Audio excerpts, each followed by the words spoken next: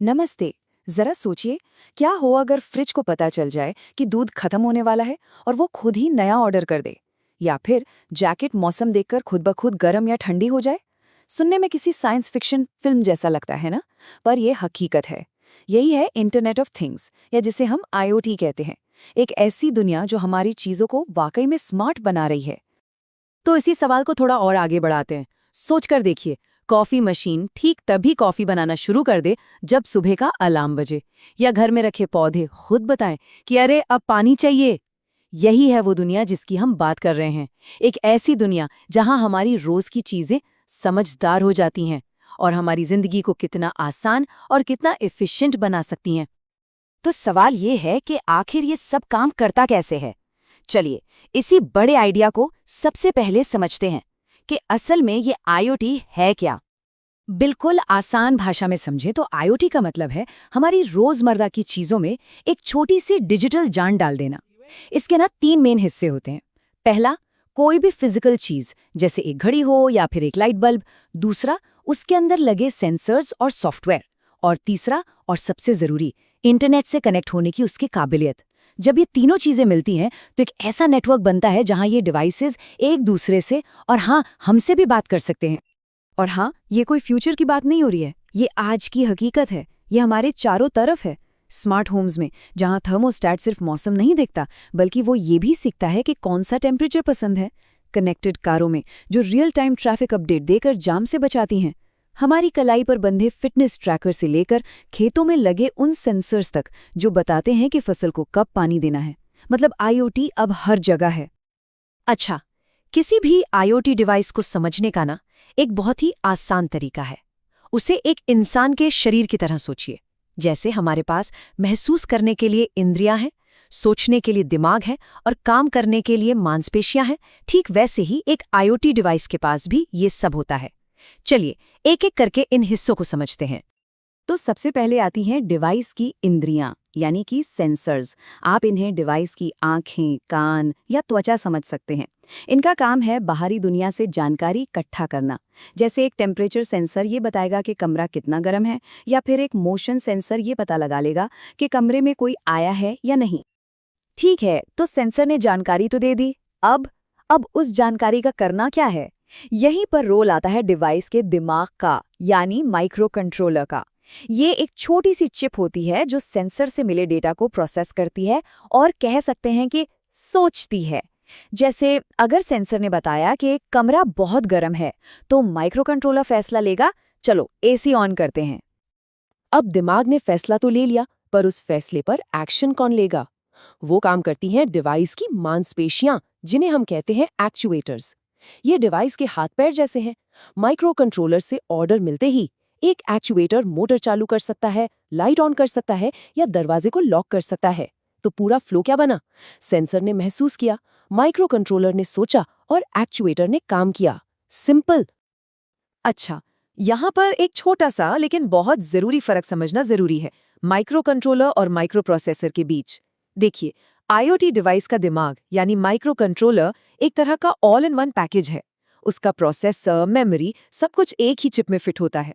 वहीं दूसरी तरफ हमारे कंप्यूटर का जो दिमाग है यानी माइक्रो प्रोसेसर, वो सिर्फ एक CPU है। उसे काम करने के लिए बाहर से मेमोरी और बाकी चीजों की जरूरत पड़ती है। तो ठीक है, अब हमारे पास एक ऐसा डिवाइस तैयार है जो महसूस कर सकता है, सोच सकता है और एक्शन भी ले सकता है। पर अभी वो अकेला है। एक अकेले स्मार्ट डिवाइस से क्या होगा? उसकी असली ताकत तो तब सामने आएगी जब वो दूसरे डिवाइसेस और इंटरनेट से बात कर पाएगा। तो चलिए अब कनेक्शन बनाते हैं। अब सवाल ये है कि ये चीजें आपस में बात कैसे करती हैं? वो एक कॉमन भाषा का इस्तेमाल करती हैं जिससे हम कहते हैं प्रोटोकॉल। ये असल में कुछ सेट रूल्स होते हैं जो ये तय करते हैं कि डेटा कैसे भेजा जाएगा और कैसे समझा जाएगा। जैसे मान लीजिए एक प्रोटोकॉल ये तय कर दे कि टेम्परेचर का डेटा हमेशा डिग्री सेल्सियस में ही भेजा जाएगा। इससे क्या होगा? कोई कंफ्यूजन नहीं होगा और सारे डिवाइस उस डेटा को एक ही तरीके से समझेंगे। अब इस पूरी बातचीत को समझने के लिए ना 2 बहुत फेमस मॉडल हैं। पहला है TCP/IP मॉडल। आप इसे इंटरनेट की रीढ़ की हड्डी समझ सकते हैं। यही वो मॉडल है जो ये पक्का करता है कि हमारा भेजा गया कोई भी मैसेज या ईमेल सही जगह तक बिना किसी गड़बड़ी के पहुंचे। ये प्रैक्टिकल मॉडल है। दूसरा है OSI मॉडल। ये एक तरह से नेटवर्किंग की थ्योरी या ग्रामर की किताब जैसा है। ये हमें सिखाता है कि डेटा कैसे 7 अलग-अलग लेयर्स से होकर गुजरता है। ओके, तो हमारा डिवाइस बन गया, वो कनेक्ट भी हो गया, लेकिन अब उसे ये कौन बताएगा कि उसे करना क्या है?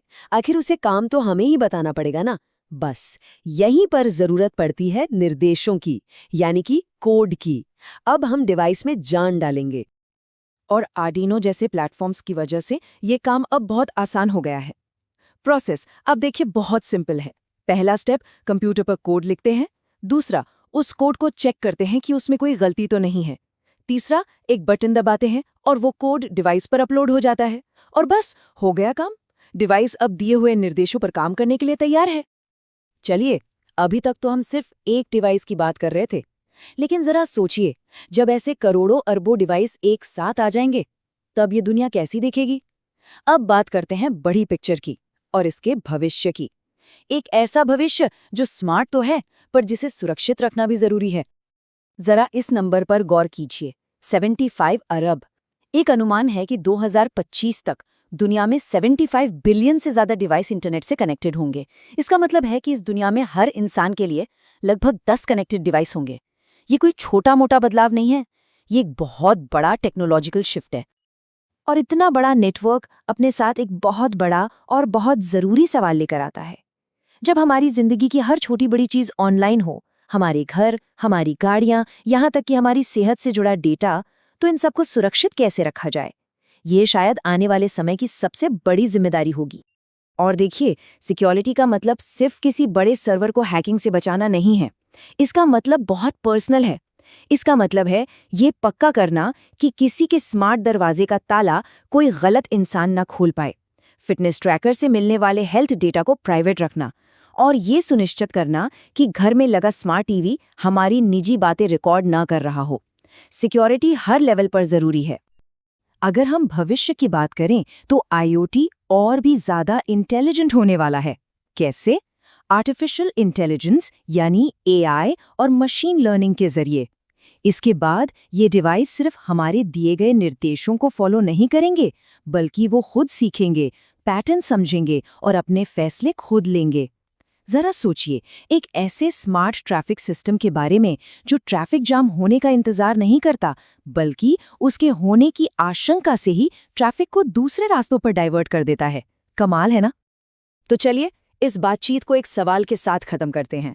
इंटरनेट ऑफ थिंग्स, जैसा कि हमने देखा, हर बेजान चीज को एक डिजिटल आवाज दे रहा है, एक साधारण सी कुर्सी से लेकर एक पूरे के पूरे शहर तक। इंटरनेट से जुड़ने वाली अगली चीज वाकई में कुछ भी हो सकती है। जरा सोचिए, वो क्या होगी?